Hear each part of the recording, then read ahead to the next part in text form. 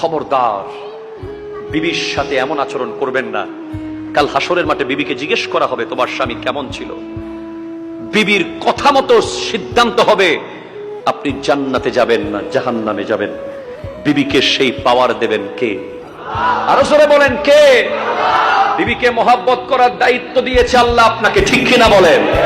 অনেকে মাসকে মাস বছরকে বছর দেখা যায় প্রফেশনাল ব্যস্ততা, ব্যবসা নিয়ে ব্যস্ত, চাকরি নিয়ে ব্যস্ত, প্রফেশন নিয়ে ব্যস্ত, বিবির দিকে তাকানোর টাইম নাই।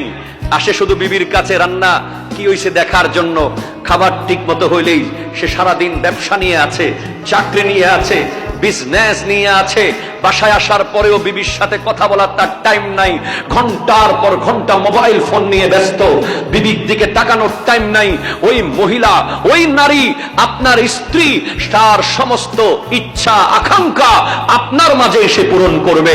সুতরাং আপনার উচিত হবে বিবির জন্য প্রতিদিন কিছুক্ষণ টাইম ব্যবহার করা, বের করে নেওয়া, বিবির মনের দুঃখ শোনা। আমার নবী বিদায় হজের ভাষণে বলেছেন, নারীদের ব্যাপারে তোমরা সতর্ক থাকবে। তারা তোমার কাছে এমনি আসে নাই, কালিমা পড়ে এসেছে।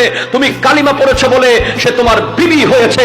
আল্লাহর কালিমাকে সাক্ষী রেখে তুমি তাকে বিবি বানিয়েছো। তার খাবার দেওয়ার দায়িত্ব তোমার, তার ভরণ পোষণ দেওয়ার দায়িত্ব তোমার, তাকে অন্ন বস্ত্র বাসস্থান নিশ্চিত করার দায়িত্ব তোমার। তুমি ইচ্ছে করে যদি সেই দায়িত্বে অবহেলা করো, আমার নবী তোমাকে ছাড়বে না। ঠিক কিনা কথা বলে?